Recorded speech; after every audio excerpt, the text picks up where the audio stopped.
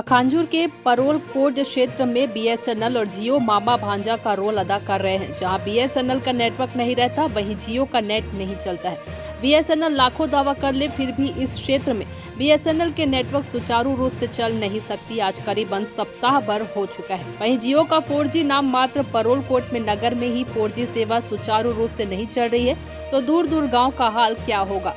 तो इस प्रकार से दोनों नेटवर्क क्षेत्र में मामा भांजा का रोल अदा कर रही है। इन सब बात को देखते हुए उपभोक्ता गण का कहना है कि लाखों कोशिश कर ले, बीएसएनएल कभी भी सुचारू रूप से परोल कोट के लोगों को सही नेटवर्क का सप्लाई नहीं दे सकता।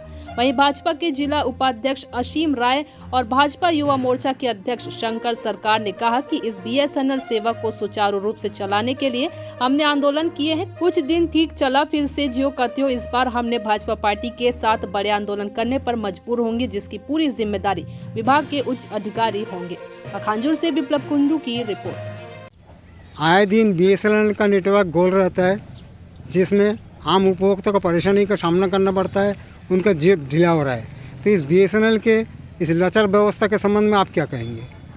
हमारी यह बीएसएनएल का भारी लचर व्यवस्था है और सारी हितग्राही, क्योंकि अगर नेट के नहीं रहते हैं तो किसी भी कार्य नहीं हो पा रहा है। ना तहसील के कार्य होता है, ना बैंकिंग के कार्य होता है। किसान मजदूर परेशान है और मैं आप लोगों के माध्यम से शासन को चेताना चाहता हूँ और जानकारी देना चाहता हूँ कि तत्काल बीएसएनएल का जो स्थिति है उसे सुधरे।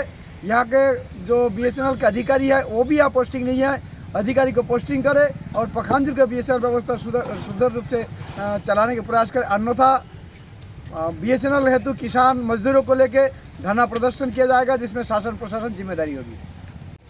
आए दिन परोलकोट क्षेत्र में बीएसएनएल का जो लचर व्यवस्था है, इस संबंध में आप क्या कहेंगे? बीएसएनएल का जो खराब व्यवस्था है, जिससे परोलकोट वासी काफ़ी परेशान है और ये लंबे समय से ये खराब व्यवस्था बीएसएनएल का चले आ रहा है, जो सुधारने का नाम ही नहीं ले। पूर्व में भी हमारे द्वारा इसको लेकर बृहद रूप से आंदोलन भी किया गया था, मगर इसकी बीएसएनएल की जो व्यवस्था है सुधरा नहीं है अब तक, जिसको लेकर भारतीय जनता पार्टी के युवा मोर्चा के सभी युवा साथी द्वारा इस बीएसएनएल के दुरुस्त सेवा बनाए जाए, इसकी मांग को लेकर बृहद रूप से एक आंदोलन करेगी।